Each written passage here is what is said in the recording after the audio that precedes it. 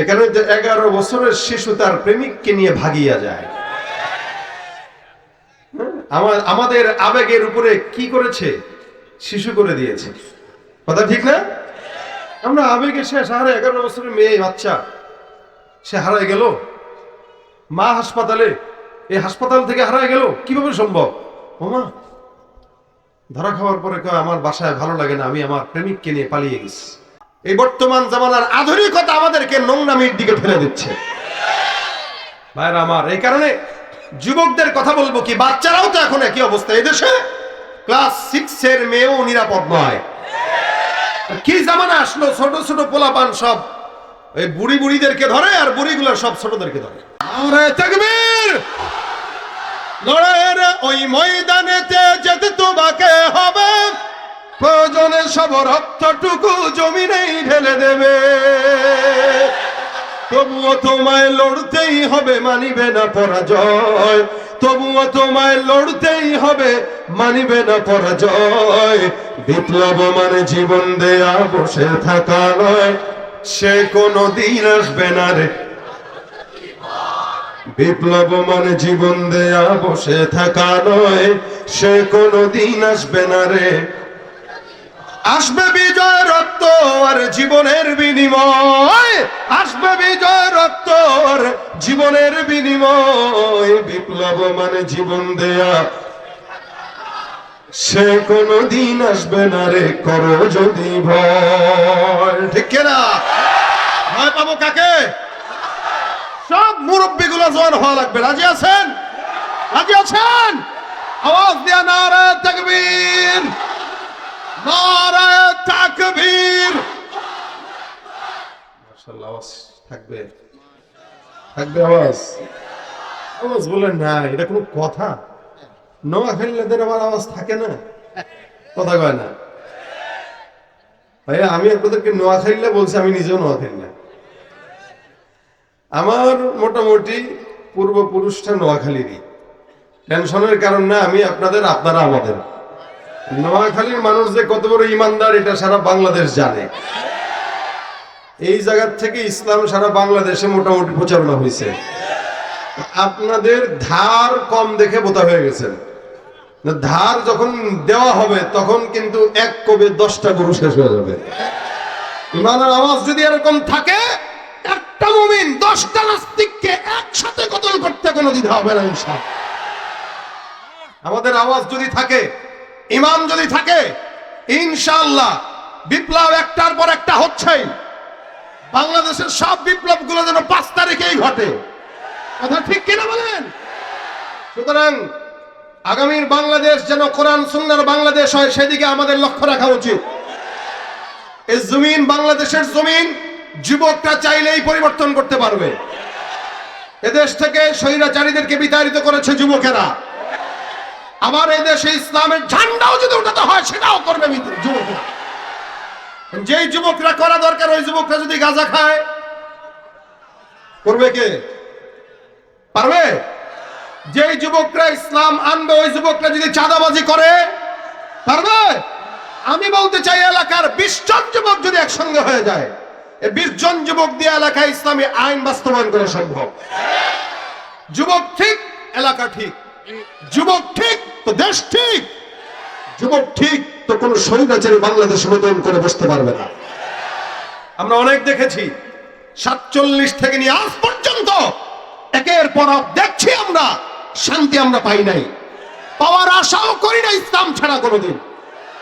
এক দল আসবে, আরেক দল যাবে। যারা আসবে, যারা যাবে, একই পাখির 2 ডানা। কোনোদিন এরা শান্তি দিতে পারে নাই, পারবেও।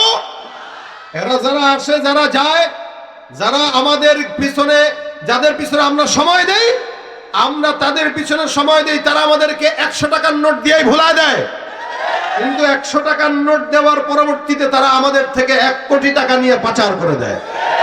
জনপদে যদি কোটি কোটি টাকা নেয়, তাহলে কত কোটি কোটি কোটি কোটি টাকা এদেশ থেকে তারাই পাচার করেছে। আমাদের বন্ধু সেজে আমাদের কাছে আসে, মূলত এরা আমাদের বন্ধু নয়, এরা আমাদের দুশমন, দেশের দুশমন, স্বাধীনতার দুশমন। ঠিক কিনা বলে? সুতরাং গত 14-15 বছর, 16 বছর যদি এদের গোলামি না করে আল্লাহ আল্লাহ করতাম, প্রত্যেকটা মানুষ বুজুর্গ হয়ে যেত, ওলি হয়ে যেত। কিন্তু এরা আল্লাহর গোলামি বাদ দিয়া বান্দার গোলামি করছে। লাভ হইল কি? সে তার দেশেই রয়ে মার খাচ্ছে, আর তার নেতা বিদেশে পালিয়ে চলে গেছে। সুতরাং কোনো ফায়দা আছে? আবার হয়তো কোনো দল আসবে, তারও গোলামি করবেন, ফায়দা একই। বিপদে পড়লে সে পালায় যাবে, আপনি দেশে মার খাবেন। কথা ঠিক কিনা? যাদের হাতে যায় ক্ষমতা, দেশ যেন বাপের ভিটা, রাখতে চেয়ার শুরু করে বিদেশিদের পাচাটা। যাদের হাতে যায় ক্ষমতা, দেশ যেন বাপের ভিটা, রাখতে চেয়ার শুরু করে বিদেশিদের পাচাটা। বিদেশিদের কথা মতো চালায় ওরা নিজের দেশ, বিদেশিদের কথা মতো চালায় ওরা নিজের দেশ। দেখতে দেখতে গোম্বায় গেল আমার সোনার, শুনছেন এটা একসাথে? দেখতে দেখতে গোম্বায় গেল, একে একে শেষ করেছি, সবার দেখা হইল শেষ। দেখতে দেখতে গোম্বায় গেল, দেখতে দেখতে গোম্বায় গেল আমার। কেউ দিল না, সবাই নিল, আমরা যে কলুর বলদ। সারা বছর নেয় না খবর, নির্বাচনে খুব দরদ। কেউ দিল না, সবাই নিল, আমরা যে কলুর বলদ। সারা বছর নেয় না খবর, নির্বাচনে খুব দরদ। নির্বাচনের আগে নেতা ধরে কত রকম বেশ, নির্বাচনের আগে নেতা ধরে কত রকম বেশ। দেখতে দেখতে গোম্বায় গেল,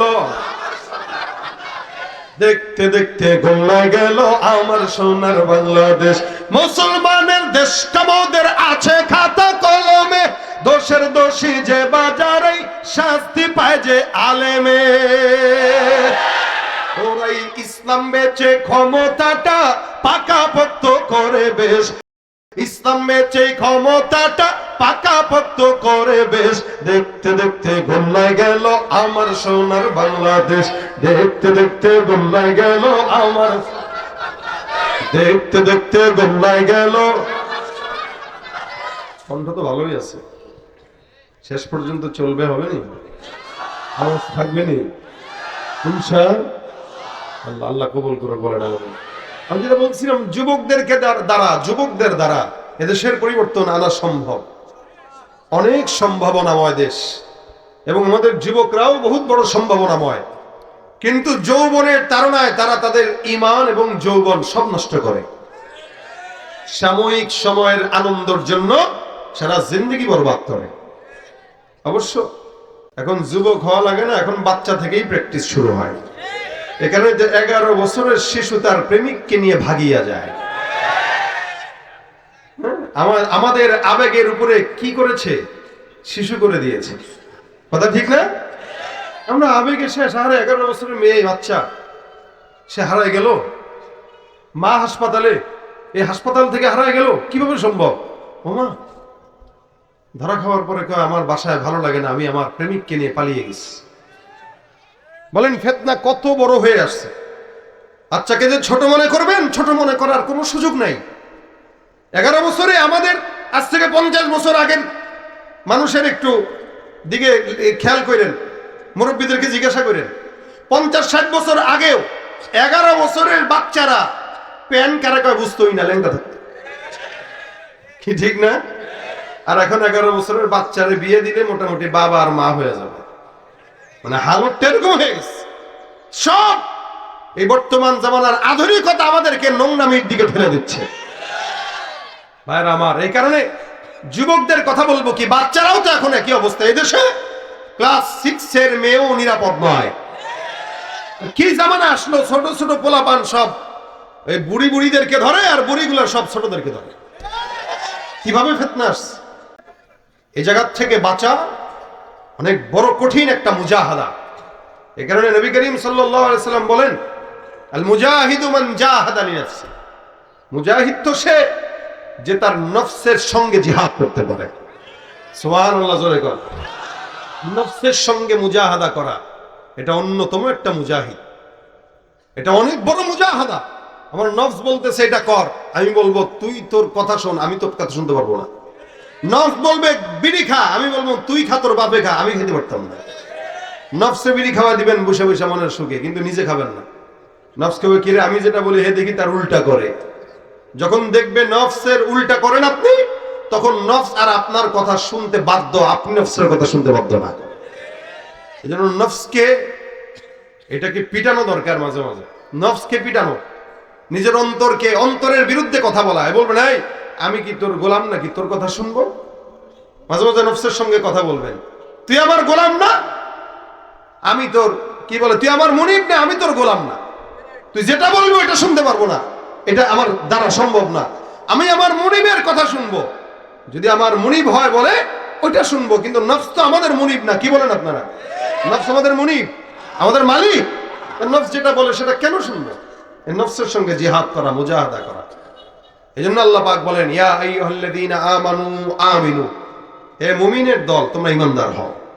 এখানে আমরা যদিও সবাই মুমিন, কি বলেন? আমিও মুমিন, আপনারাও সবাই মুমিন, সবাই মুমিন, আমিও মুমিন, আপনারাও মুমিন, লেকিন দাবি করি মুমিন, কাজে একটাও মুমিন না। আমাদের দেশে আদমশুমারি হয়, মানুষের গণনা চলে, এই জনগণ কতগুলো আছে বাংলাদেশে, মুসলমান কতটুকু, পার্সেন্টেজ কতটুকু, এগুলো গণাগুনি হয়। আদমশুমারিতে বাংলাদেশে মুসলমানের সংখ্যা বেশি না কম? সংখ্যাগরিষ্ঠ কারা? কথা কয় না। সংখ্যাগরিষ্ঠ মুসলমান। সংখ্যাগরিষ্ঠ মুসলমান আদমশুমারির হিসাব অনুযায়ী। এদেশে যদি আমল শুমারি হইতো, আমল শুমারি, তাহলে সংখ্যা লঘু হইতো আমলদার ইমানদারেরা। কারণ সংখ্যাগরিষ্ঠ তো গণনায়, আর আমল শুমারি হলে দেখা যেত 1 লক্ষে 1 জন মাত্র আমলদার আছে, বাকিগুলো সব বেঈমান। নামে মুসলমান, কামে কামে। এজন্য আল্লাহ বলেন ওমিনান নাসি মান ইয়াকুলু আমান্না বিল্লাহ ওমিনান নাসি মান ইয়াকুলু আমান্না বিল্লাহি ওয়া বিল ইয়াউমিল আখিরি ওয়া মা হুম বিমুমিনিন। মানুষের ভিতরে একদল থাকবে যারা নিজেরা নিজেদেরকে মুমিন দাবি করবে। আল্লাহ পাক রব্বুল আলামিন বলেন এরা যতই নিজেকে ইমানদার বলুক, মুমিন বলুক না কেন, আমি আল্লাহ ঘোষণা করলাম এরা একটাও মুমিন নয়, এরা ইমানদারও নয়। মানুষের সামনে এসে বলবে আমি ইমানদার, ইসলাম আমিও বুঝি, কম বুঝি নাকি মিয়া, 70-80 রাকাত তাহাজ্জুদ পড়ি, কথা কয় না, কম বুঝি মিয়া, 70-80 রাকাত তাহাজ্জুদ পড়ি, কি বলেন আপনারা? ইসলাম আমরাও বুঝি, ঈমান আমিও আনি, আখিরাত আমিও বিশ্বাস করি, কিন্তু আল্লাহ বলেন কি ওমা হুম বিমুমিনিন, এগুলো একটাও মুমিন না, সব ভণ্ড। চাপাবাজি দিয়ে ইসলাম চলে না। ইসলাম মানার নাম সামি'না ওয়া আতা'না, সামি'না যেটা শুনবো এটা মানবো। এইজন্য আল্লাহ পাক রব্বুল আলামিন বলেন ইয়া আইয়ুহাল্লাযীনা আমানু আমিনু বিল্লাহি ওয়া রাসূলিহি ওয়াল কিতাবিল্লাযী নাযালা আলা রাসূলিহি ওয়াল কিতাবিল্লাযী আনজালা মিন ক্বাবলিক। আল্লাহ পাক রব্বুল আলামিন বলেন বান্দা ঈমানদার তোমরা মুমিন হয়ে যাও। ঈমানদারকে আল্লাহ পাক মুমিন হওয়ার জন্য আদেশ করলেন। ঈমানদার তো এমনি ঈমানদার আছে, আবার কেন মুমিন হওয়ার জন্য বললেন? আমার আল্লাহ পাক রব্বুল আলামিন বান্দাকে বারবার মুমিন হওয়ার জন্য আদেশ দেয়। নবী করিম সাল্লাল্লাহু আলাইহি ওয়াসাল্লাম বলেন আল ঈমান হুয়া কওলুন ওয়া ফি'লুন ইয়াজিদু ওয়া ইয়ানকুসু। আল্লাহ নবী বলেন ঈমান এমন একটা জিনিস, এটা কওলের মাধ্যমে হয় আর ফি'লের মাধ্যমে হয়। জবানের মাধ্যমে বান্দা স্বীকার করে নিবে লা ইলাহা ইল্লাল্লাহ মুহাম্মাদুর রাসূলুল্লাহ, আর ফি'লের মাধ্যমে ইসলামের যত হুকুম আহকাম আছে এগুলো মানবে, যেগুলো নিষেধ আছে এগুলো থেকে নিজেকে হেফাজত করবে। রাসূল বলেন এই দুইটা কাজ করতে গেলে ইয়াজিদু ওয়া ইয়ানকুসু, কখনো ঈমানটা বাড়ে কখনো কমে। ঈমান বাড়ে আর কমে, এটার মানে হলো বান্দা যখন ঈমানের কাজ করে, নেকের কাজ করে, ভালো কাজ করে, ওই বান্দার ঈমানের নূরের পাওয়ারটাকে আমার আল্লাহ রাব্বুল আলামিন বাড়ায়া দেয়। ইয়াজিদু ওয়া ইয়ানকুসু, আর যখন নাকি কোনো বান্দা গুনাহের কাজ করে, কোন ঈমানদার যখন গুনাহ করে, জিনা করে, কোন ঈমানদার যখন হারাম কাজের ভিতরে যুক্ত হয়, আমার আল্লাহ পাক রব্বুল আলামিন বান্দার কলব থেকে ঈমানটাকে সরায় নিয়ে যায়।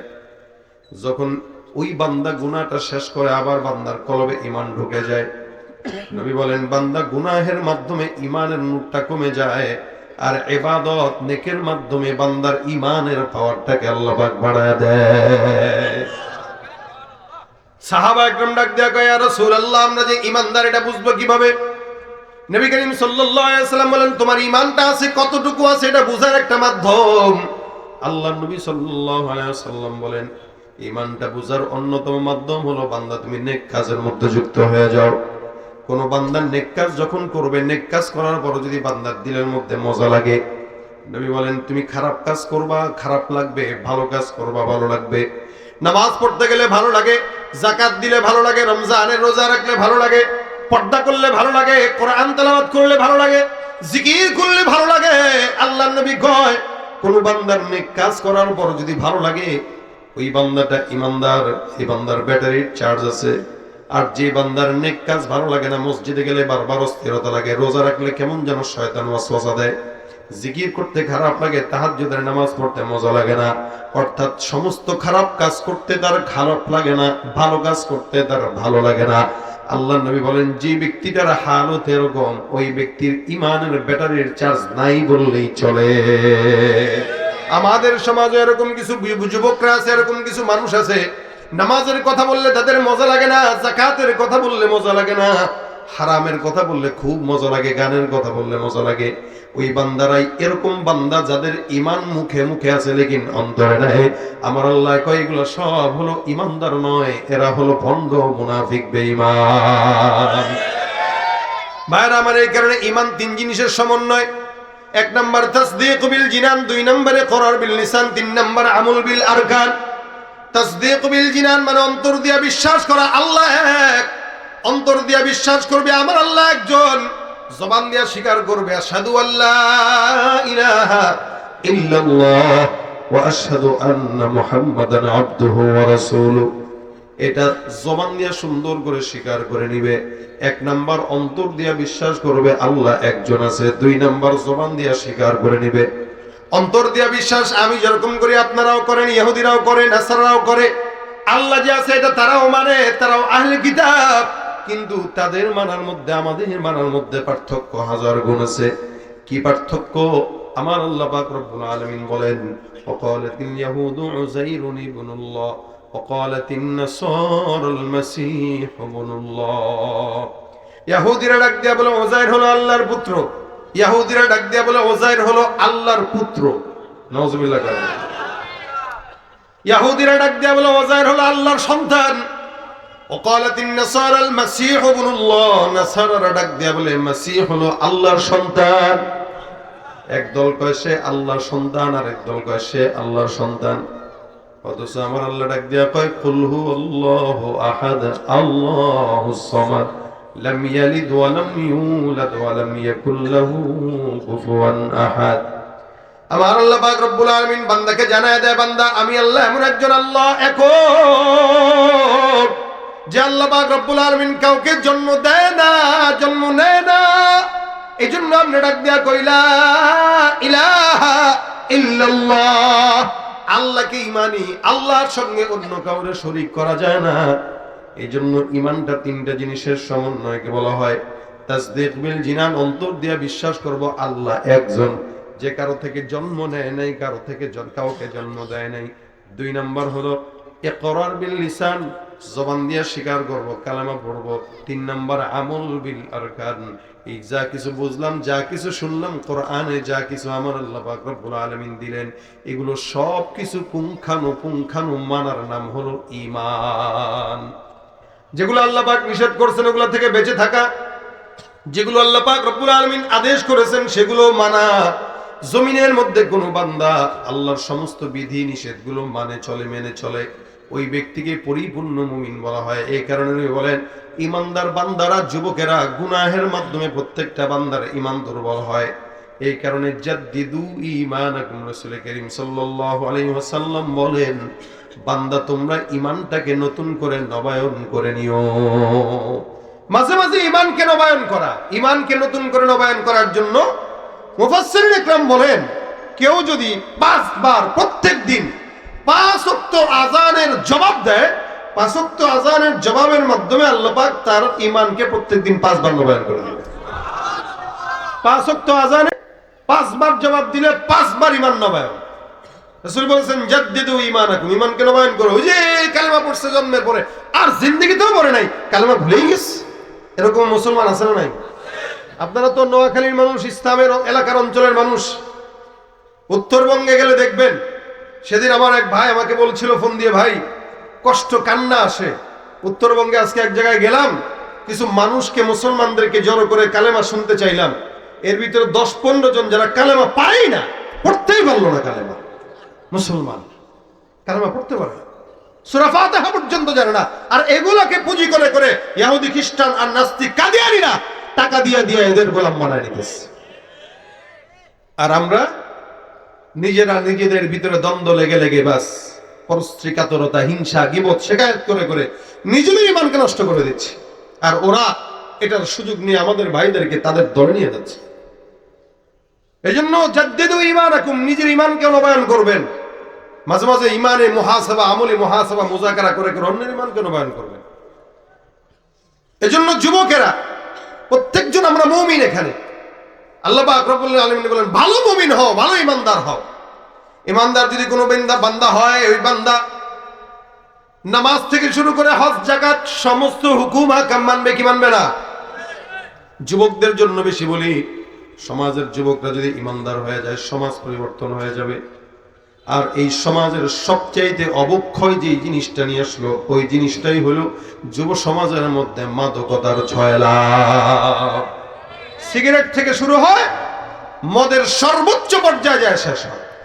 সেদিন আমার এক বন্ধু বলতেছেন, ভাই এমনও মদ নাকি আছে বিশ্বে, যে সমস্ত মদের বোতলের দামই আছে মিনিমাম 1 কোটি থেকে 1.5 কোটি 2 কোটি এরকম। আমি বলি বলেন কি? বলে হ্যাঁ, এগুলো নাকি বাইরের দেশে বেচে। আমাদের বাংলাদেশেও তো লক্ষ লক্ষ টাকা দিয়ে মদ কিনে আমাদের যুবকেরা খায়, লক্ষ লক্ষ টাকার মদ। মদ, নারী, এই দুনিয়াতে যত মানুষের যত কিছু, যত বাদশা, এই সমস্ত মানুষদের পতনের পিছনে সবচাইতে বড় কারণ নারী আর মদ। এটার ভিতরে যে ঢুকছে, ওর জিন্দেগি বরবাদ হয়ে গেছে।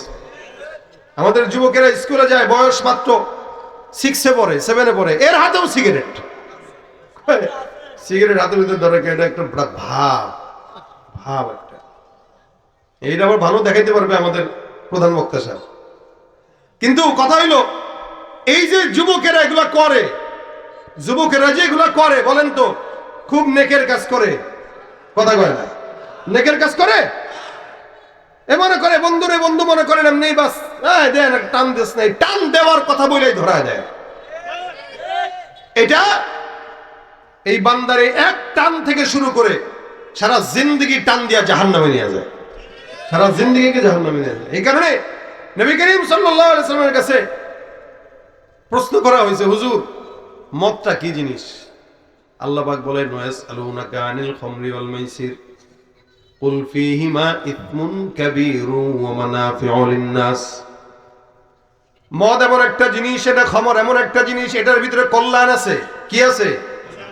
ওয়া মানাফিউ লিন-নাস ফীহিমা ইসমুন কাবীর, যদিও এটাতে অনেক গুনাহ। এটার ব্যাপারে মদটা হারাম। মদ হালাল না হারাম? ইসলামে এক সময় মদটা হালাল ছিল, জায়েজ ছিল। এই মদ খায়া মানুষগুলোর টাল হয়ে পড়ে থাকতো, কিন্তু ইনশাআল্লাহ জমিনের ভিতরে মুমিনরা হারাম থেকে বেঁচে থাকবে। আমার আল্লাহ পাক রব্বুল আলামিন প্রত্যেকটা ঈমানদারকে জান্নাতে এই শরাব খাওয়ায় দিবে। আমার আল্লাহ ডাক দিয়া বলেন, ওয়াসাকাহুম রাব্বুহুম শারাবান তাহুরা। জান্নাতে কেমনে শরাব খাবেন জানেন? সুন্দর করে গাছের সাথে বিশাল সিংহাসনে হেলান দিয়ে ঠ্যাঙের উপরে ঠ্যাং তুলে বসে থাকবেন। আর আপনার জান্নাতি যে হুররা আছে, রমণীরা, বিশাল বড় শরাবের গ্লাস আর জগ নিয়ে আপনারা একটা ধাক্কা দিয়ে ডার্লিং আই লাভ ইউ নেন, খান। সুবহানাল্লাহ কয় না? হ্যাঁ, আপনাকে আনবে আপনার সামনে এসে, ভালোবাসার দাবিতে আপনার সামনে আল্লাহর জান্নাতি শরাব পেশ করা হবে, আপনি শরাব খাবেন। দুনিয়ায় যে জিনিসগুলো হারাম, ওগুলো আল্লাহ পাক জান্নাতে বান্দার জন্য নিয়ামত দিয়ে দিয়েছেন। সুবহানাল্লাহ। নারী হারাম না হালাল? দুনিয়াতে নারী হালাল না হারাম? হারাম। এই হারাম জিনিসটা জান্নাতে আল্লাহ পাক আপনার জন্য ওপেন করে দিয়ে বলবেন, কত লাগবে নাও, জান্নাতে ভোগ করো। দুনিয়াতে এই গান্ধিগিগুলোর জন্য নিজের যৌবন জীবন সব শেষ করছেন। একটা বিয়ে করে শান্তি নাই, খালি একবার এদিকে মাছ না, সুলাসা, রুবা, 3টা দরকার, 4টা দরকার। হ্যাঁ, একটারে ঠিক মতো বলতে পারেন, আবার 2-3টা। এটা মূলত হইল ওই যে খায়সাত, বিভিন্ন দেখবে দেখবে দেখবে। ভাই এটা বাদ দেন, ইনশাআল্লাহ ইমানদারকে আল্লাহ পাক জান্নাতে নিয়ামত দান করবে ইনশাআল্লাহ, ইনশাআল্লাহ। শরাব এখানে ছেড়ে দিবেন, আল্লাহ জান্নাতে জমা করে রাখবে, ওটা জান্নাতে যায় খাবে। দুনিয়ার মদ আপনাকে মাতলামি শিখায়, পাগল বানায়, আর জান্নাতি শরাব আপনাকে সতেজ রেখে দিবে। সুবহান, এটা জান্নাতে আল্লাহ দিবেন। জাহিলি জামানায় এরকম মদ, খাবারের পরে তাদের মদটা একদম একটা আসর ছিল। যারা পান খায়, যারা চা খায়, খাবারের পরে পান না খাইলে মজা লাগে না, চা না খাইলে মজা লাগে না। আরবের মধ্যে এরকম হালত ছিল, খাবারের পরে মদের আসর না বসলে এদের আসর জমতই না। এরকম ভাবে মদ আসর আর আসর এত জমা জমত। আমার আল্লাহ পাক রব্বুল আলামিন বলেন, এটা এমন একটা জিনিস, এটার ভিতরে বান্দা অনেক কল্যাণ থাকলে ওটার গুনাহটাই বেশি। ويسألونك عن الخمر والميسر قل فيهما اسم كبير ومنافع للناس وإثمهما أكبر من نفعهما। এটার যে উপকারটা আছে, উপকারটা চাইতে ক্ষতিটাই অনেক বেশি। যদিও উপকার আছে অল্প, কিন্তু গুনাহটা অনেক মারাত্মক। উপকার সাময়িক মজা দিবে, সুস্থতা কি বলে সতেজতা দিবে, কিন্তু চিরস্থায়ী জাহান্নাম ওই বান্দার জন্য বরাদ্দ হয়ে যাবে। সাহাবা একরাম এই কথা যখন শুনলেন তখন তারা চিন্তা করলেন, আরে আমার আল্লাহ পাক রব্বুল আলামিন চাইলেই তো পারতেন একভাবে হারাম করে দেওয়া। মক্কায় মদ খাওয়া নিয়া একটা একটার সঙ্গে টাল হয়ে থাকতো, একজন আরেকজনকে মারতো, এই করতো সেই করতো, নামাজের মধ্যে দাঁড়ায় দাঁড়ায় এলোমেলো কথা বলতো। একবার শরাব খাওয়ার পর, পান করার পর কিছু সাহাবা একবার নামাজের মধ্যে দাঁড়াইলেন। নামাজের ভিতরে একজন তেলাওয়াত করতেছে, কুল ইয়া আইয়ুহাল কাফিরুন লা আ'বুদু মা তা'বুদুন ফা'আ'বুদু মা তা'বুদুন। সে নামাজের ভিতরে বলা দরকার ছিল যে আমরা তার ইবাদত করি না, তোমরা যারটা করো। সে বলতেছে আমিও তার ইবাদত করি, তোমরা যারটা করো, মানে মূর্তির ইবাদত করে। মদ খাওয়ার কারণে মাথাটা একটু এলোমেলো হয়ে গেছে, তেলাওয়াতে ভুল চলে আসছে। আমার আল্লাহ পাক রব্বুল আলামিন আয়াত নাযিল করে দিলেন, খবরদার ইয়া আইয়ুহাল্লাযীনা আমানু লা তাকরাবুস সালাতা ওয়া আনতুম সুকারা। এ পয়গম্বর, সাহাবাত মাইনদেরকে জানায় দাও, উম্মতকে জানায় দাও, এরা যেন নামাজের কাছেও না যায়, নেশাগ্রস্ত অবস্থায় এরা যেন নামাজের ধারের কাছেও না যায়। কারণ নামাজের ভিতরে মশা যখন করে এরা মসজিদের মধ্যে যায়, এদের জবান দিয়ে দুর্গন্ধ আসে, আর নামাজের মধ্যে এলোমেলো তেলাওয়াত করে। সুতরাং খবরদার, এটা মদ নিয়া 2 নম্বর আয়াত, কোন ইমানদার মুমিন যেন নামাজের কিনারাও না যায় নেশাগ্রস্ত অবস্থায়। সাহাবাত মান চিন্তা করলো, আল্লাহ পাক তো নামাজের কাছে যেতে মানা করছেন মদ খাওয়া অবস্থায়, তার মানে এখন মদ খাওয়া লাগবে একটু ভিন্ন হিসাবে। এই জন্য মুসলমানেরা তখন মদটা খাওয়া শুরু করলো। অন্য সময় নামাজ থেকে এক নামাজ পর্যন্ত যে সময়টা অনেক বেশি, ওই সময়ের ভিতরে কিছু পান করে, আবার কিছু কিছু সাহাবী একদম বাদে দিয়ে দিয়েছে। আমার আল্লাহ পাক রব্বুল আলামিনের পয়গম্বরের সাহাবা আজমাইনদেরকে আল্লাহ পাক রব্বুল আলামিন একভাবে হারাম করেন নাই, আল্লাহ পাক ধাপে ধাপে হারাম করেছেন, যাতে করে উম্মতের জন্য আল্লাহ পাক রব্বুল আলামিন সহজ করতে পারেন। কারণ কোন একটা নেশা, যেমন পান যারা খায়, এদেরকে যদি কন এই ভাই পান খাওয়া বাদ দেন, পারেনি সহজে। হ্যাঁ, আমি তো এরকম পান করতেকে দেখছি যারা একাধিকবার তওবা করছে কিন্তু রাখতে পারে নাই। একবার কয় না আর খাবো না জিন্দেগিতে, আবার খায়। সবকিছুর একটা নেশার ব্যাপার আছে। সারা বছর মদ খেয়ে অভ্যস্ত, এটা তো হারাম ছিল না। আল্লাহ পাক শুরুতে একটু একটু করে প্রস্তুতি নিতেছেন, এই শোনো, ফীহিমা ইসমুন কাবীর ওয়া মানাফিউ লিন-নাস ওয়া ইসমুহুমা আকবারু মিন নাফিহিমা। যদিও এটার উপকার আছে, উপকারের চেয়ে ক্ষতিটা বেশি। তো যারা বুদ্ধিমান এরা চিন্তা করছে দরকার কি, উপকার আছে যেহেতু ক্ষতি বেশি, খাইলাম না। আবার আরেক দল আছে, এরা চিন্তা করলো দূরু খাই না, ক্ষতি হইলে হইলো একটু। আল্লাহ কয় না না না, খবরদার, নামাজের কাছেও যাওয়া যাবে না মদ খাওয়া অবস্থায়। এখন আরেক দল বাদ দিয়ে দিল মদ খাওয়া, আরেক দল কয় দূর খাবো, কিন্তু কখন খাবো? ফজর থেকে নিয়ে জোহর পর্যন্ত। কারণ ফজরের পর থেকে জোহর পর্যন্ত অনেক বড় সময়, এই সময় যদি মদ পান করি তাহলে জোহরের আগেই মাতলামি চলে যাবে, মদ খাওয়া মোটামুটি সাকসেস। এবার এক সাহাবী, কয়েকজন সাহাবীর ভিতরে দাওয়াত হইছে, একজন একজনের বাসায় দাওয়াত খেতে গেছেন। এর ভিতরে আরবদের ভিতরে একটা প্রচলন ছিল, এরা দাওয়াতের ভিতরে বসে বসে কবিতা, শের আর শার এগুলো পাঠ করতো। আমরা যেরকম যে বয়ানের ভিতরে আপনাদের কিন্তু একটা গজল শুনে দিচ্ছি। তো এরা এদের মজমার ভিতরে নিজেদের বংশ নিয়ে এরা অনেক বড় বড় কবিতা পাঠ করত। তো এরকম এক আনসারী সাহাবী কবিতা পাঠ করতে যায়, যার বাসার দাওয়াত, এর বংশের ধুয়ে দিছে, একদম ধুয়ে দিছে, বুঝুন নাই? তোর বংশ খারাপ, আমার বংশ, তোর বংশ আমার বংশ। এবারটা কিরে, সেও মদ খাইছে, সেও তো মদ খাইছে, মেজাজ খারাপ হয়ে গেছে। উট জবাই করছিল, তো উটের একটা হাড্ডি তার মাথার ভিতরে মারছে, রাগ হয়ে গেছে, মাথার ভিতরে মারছে। মারার পরে তার মাথায় লাগছে, মোটামুটি মাথাটা রক্তাক্ত হয়ে গেছে। রাসূলের কাছে বিচার নিয়ে গেছে, হুজুর এই যে আমার সঙ্গে এই ব্যবহার করছে, তোমরা কোন হালতে ছিলে? কেউ যে আমি একটা মদ খাইছিলাম। আচ্ছা, আল্লাহ পাক সাথে সাথে আয়াত নাযিল করে দিয়েছেন, ইয়া আইয়ুহাল্লাযীনা আমানু ইন্নামাল খামরু ওয়াল মাইসির ওয়াল আনসাবু ওয়াল আজলামু রিজসুম মিন আমালিশ শাইতান ফাজতানিবু। আমার আল্লাহ পাক একবারে আদেশ করে দিলেন, খবরদার, এগুলো হারাম, এই এর ভিতরে মদটাকে আল্লাহ পাক রব্বুল আলামিন বলে ইন্নামাল খামর, এই খামরটা তোমাদের জন্য আজকে থেকে হারাম। এখানের কাছেও যাওয়া যাবে না, খাওয়াও যাবে না, ধরাও যাবে না, ছোঁয়াও যাবে না। যারা এটার ব্যবসা করবে সেটাও হারাম কাজ, যারা এটা খাবে তারাও হারাম করবে, যারা আমদানি করবে তারাও হারাম কাজ করবে, ঠিক কিনা? এই বাংলাদেশে মদ, ইয়াবা, গাঁজা, ফেন্সিডিল এগুলা দেওয়ার সবচাইতে বড় শয়তান হলো আমাদের পার্শ্ববর্তী দেশ। কথা কয় না? আমাদেরকে পেঁয়াজ দেবে না, কয় পেঁয়াজ দেবো না, রসুন দেবো না, আলু দেবো না, আর এবার দিস না, তো ওটা আমরা খাওয়া বাঁচিও না। আমরা খাওয়া বন্ধ করে দিছি, আর ওরা কান্না শুরু করে দিচ্ছে, কি ঠিক না? তোরা পেঁয়াজ দিস না, রসুন দিস না, আলু দিস না, আপত্তি নাই, আল্লাহর রাস্তায় গাঁজা দেওয়া বন্ধ কর। এই গাঁজা দেয়, আমরা দিই ইলিশ, ওরা দেয় গাঁজা। আর এই গাঁজা পেয়ে আমাদের যুবকেরা হয় পাগল।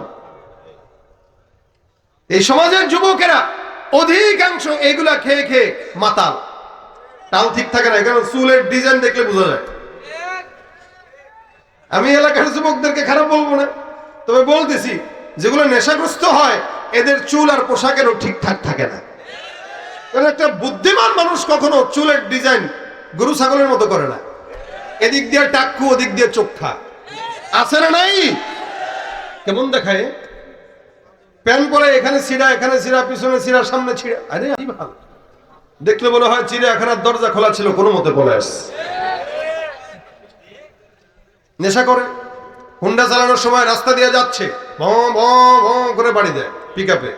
কোনো মানুষ যদি সাইড না দেয় বা সিএনজি যদি সাইড না দেয়, সামনে হুন্ডা চিনোস চিনোস, দেখলেই বোঝা যায় মাত্র গাঁজাটা খেয়ে আসছে। এই হইল হাল। এই সমাজের যুবকদের যদি এই হাল হয়, এই সমাজের যুবকের হাতে কখনো আগামীর বাংলাদেশ নিরাপদ থাকবে না। আর যুবকরা যদি মাদক থেকে, ওই সমস্ত নেশা থেকে ফেরত আসে, নবী করিম সাল্লাল্লাহু আলাইহি ওয়াসাল্লাম বলেন 7 প্রকার মানুষকে আল্লাহ পাক তার আরশের নিচে ছায়া দিবে। এর ভিতরে একদল তারা অসাবুন নাশা ফি ইবাদাতিল্লাহি তাআলা, যে সমস্ত যুবকেরা যৌবন বয়সে গাঁজা খায়া কাটায়। হ্যাঁ, কি করে? ইবাদত, আল্লাহর ইবাদত। আল্লাহর নবী বলেন কিয়ামতের ময়দানে সূর্য যখন 1 বিঘা উপরে, আমার আল্লাহ ওই দিন 7 প্রকার বান্দাকে আদর করে কোলে করে আল্লাহর আরশের নিচে বসায় দিবেন। এর ভিতরে ওই যুবক যে তার যৌবনটাকে ইমানের পথে কাটাইছে, ইমানের পথে ব্যয় করছে। আমাদের যুবকেরা যৌবনকে নারীর পিছনে ব্যয় করে, গাঁজার পিছনে ব্যয় করে, ধান্দাবাজির পিছনে ব্যয় করে। আজকে এই গার্লফ্রেন্ড, পরের দিন ওই গার্লফ্রেন্ড। ওর বয়স হয় নাই 20, ও 20-এ 40 টানে পাল্টায় ফেলছে অলরেডি। আছে না নাই? এই হইল হাল। তাহলে কোন যুবকদেরকে নিয়ে আমরা আগামীর বাংলাদেশ গড়ার স্বপ্ন দেখি? আমরা তো এমন যুবকদেরকে চাই যারা ওমরের মতো এ দেশটাকে ইসলামের দেশ হিসেবে পরিচালনা করার জন্য সহযোগিতা করবে, যারা মদের ডিব্বায় লাঠি দিয়ে মদিনার সেই সনদ তাদের বুকে জড়ায় নেবে। আমরা এরকম যুবকদেরকে চাই। কিন্তু আমাদের সমাজের যুবকরাই যদি এরকম মাদক দ্রব্যের ভিতরে ঢুকে যায়, নেশার ভিতরে ঢুকে যায়, তাহলে তো কামিয়াব না, নাকামিয়াব। যে কারণে আল্লাহ পাক রব্বুল আলামিন বলেন এগুলো হারাম, এগুলোর কাছেও যাওয়া যাবে না, নিকটেও যাওয়া যাবে না। নিকটে নেয় কে? শুরু হয় সিগারেট থেকে। কি থেকে? সিগারেট শুরু করে। সিগারেট এটা একটা সামান্য জিনিস, টান দিলে কি হয়? এই সিগারেট থেকে শুরু করে একটু একটু করে বাড়ে, বাড়তে বাড়তে বাড়তে বাড়তে সর্বশেষ কোনটা ওইটা না দেখা পর্যন্ত তার ভালো লাগে না। এটা প্রতিযোগিতা থাকে তখন, তুই এটা খাইছিস বেটা, আমি তোর চেয়ে ভালো, আপডেটটা খাবো। এভাবেই শয়তান ওয়াসওয়াসা দিয়া দিয়া গুনাহ করায়। আর এই সমস্ত মদখোর, গাঁজাখোর, ইয়াবাখোরদের দোয়াও কবুল হয় না, আমলও কবুল হয় না, ঈমানও কবুল হয় না, এদের মৃত্যু হয় ওই টাইপের। এখানে সমাজের প্রত্যেকটা যুবক যদি সমাজ পরিবর্তন করতে চায়, ইসলামের পথে আসার কোনো বিকল্প আছে? আল্লাহ পাক হারাম যেটা করেছেন ওইটার থেকে বেঁচে থাকাটা হলো ঈমানের কাজ। কি বলেন, ঠিক না? এই যে সমাজের যুবকরা, সামনে রমজান আসতেছে, নিয়ত আসেনি রোজা রাখার? রোজা রাখলে হুজুর কেমনে সিগারেট খাবো, হুজুর আমি তো প্রত্যেকদিন 20টা না খেলে চলে না, কেমনে রোজা রাখবো না। বয়স 50 হোক তখন মনে রাখেন যে ছোট থেকে বড় হওয়া পর্যন্ত 50 বছর পর্যন্ত শয়তান থাকে, ও 50 বছরের পরে বড় শয়তান হয়, আরো বড় শয়তান হয়, কারণ ও সারা জিন্দেগি গুনাহ করছে, ও তো অভ্যাস, এটা ওর রক্তে মিশে গেছে। এই কারণে এখন থেকে নিয়ত করেন, না অনেক হারাম পথে ছিলাম, একটু একটু করে ফিরে আসেন, একটু একটু করে ফিরে আসেন। আজকে নিয়ত করবেন যে প্রত্যেকদিন গুনাহের লিস্টিটা একটু করবেন। আজকে কয়টা করলাম? 10টা, আগামীকাল 1টা কমায় দেব, 9টা হয়ে যাবে, পরের দিন আরেকটা কমাবো, 8টা থাকবে। এমন করে করে কমাইতে থাকেন, দেখবেন এক সময় আপনার গুনাহের বোঝা একদম শূন্যের কোঠায় চলে আসছে। আমরা রমজান মাস আসতেছে সামনে, তাকওয়া হওয়ার মাস, মুত্তাকি হওয়ার মাস। এই রমজান আসে 11 মাস যেন ভালো করে চলতে পারে ঈমানের পথে, এই সবক দেওয়ার জন্য আসে। যাদের সিগারেটের অভ্যাস আছে, রোজা রাখা হালতে সিগারেট তো বন্ধই থাকে, এরা এই রমজানটাকে একদম খাঁটি একটা সময় মনে করবেন, রমজানে সিগারেট বন্ধ করবেন, সারা বছর আর সিগারেট খাবো না, এই ওয়াদা করবেন। রাজি আছেন? কথা কয় না, রাজি আছেন? কারা কারা রাজি? হাত তুলে দেখাই। নারায়ে তাকবীর, নারায়ে তাকবীর। আল্লাহ কবুল করুন, বলেন আমিন। মাশাআল্লাহ, এটা তাকবীর দিয়ে দেন হুজুরের জন্য। কথা কয় না, নারায়ে তাকবীর। জিয়াদি সাহেবের আগমন, শুভেচ্ছা স্বাগতম। প্রধান বক্তার আগমন, একদম মন ভরে কানতে কানতে বাসা যাবেন ইনশাআল্লাহ। হ্যাঁ স্যার, কানতে কানতে বাসা যাবেন, ঠিক আছে? আমি আপনাদের সামনে খালি যুবকদের জন্য কিছু কথা বললাম। এখানের প্রত্যেকটা যুবক আজকে থেকে নেশাগ্রস্ত কোন বস্তু হাত দেব না, ছুঁবও না, দেখবো না ইনশাআল্লাহ। রাজি আছে? আল্লাহ পাক কবুল করুক, যারা বলেন আমিন। হায় রে সাধের দুনিয়ায় মানুষ পাওয়া বড় দায়, মানুষ দেখতে চল এবার জাদু ঘরে যাই সবাই। চেহারাটা দেখতে ভালো, পোশাকটাও চমৎকার, অন্তরে তার কালি ভরা, কাজটা বড় কদাকার। চেহারাটা দেখতে ভালো, পোশাকটাও চমৎকার, অন্তরে তার কালি ভরা, কাজটা বড় কদাকার। এই মানুষের ভিড়ে আজি আসল মানুষ নাই রে নাই, এই মানুষের ভিড়ে আজি আসল মানুষ নাই রে নাই। মানুষ দেখতে চলো এবার জাদু ঘরে যাই সবাই। হায় রে সাধের দুনিয়ায় মানুষ পাওয়া বড় দায়, মানুষ দেখতে চলো এবার জাদু ঘরে যাই সবাই। রাস্তাঘাটে যায় না চলা এই মানুষের ভিড়ে, ওই ভিড়ের মাঝেও আবার কেহ অন্যের পকেট মারে। তাকেও যদি মানুষ বলো আমার বলার কিছুই নাই, তাকেও যদি মানুষ বলো আমার বলার কিছুই নাই। মানুষ দেখতে চলো এবার জাদু ঘরে যাই সবাই। হায় রে সাধের দুনিয়ায় মানুষ পাওয়া বড় দায়, মানুষ দেখতে চলো এবার জাদু ঘরে যাই সবাই। শিক্ষার জোরে ডিগ্রির ভারে সাহেবের মাজা বাঁকা, মুচকি হেসে সব অফিসে নেয় যে ঘুষের টাকা। শিক্ষিত এই মানুষদের দেশে তো আজ অভাব নাই, শিক্ষিত এই মানুষদের দেশে তো আজ অভাব নাই। মানুষ দেখতে চলো এবার জাদু ঘরে যাই সবাই। হায় রে সাধের দুনিয়ায় মানুষ পাওয়া বড় দায়, মানুষ দেখতে চলো এবার জাদু ঘরে যাই সবাই।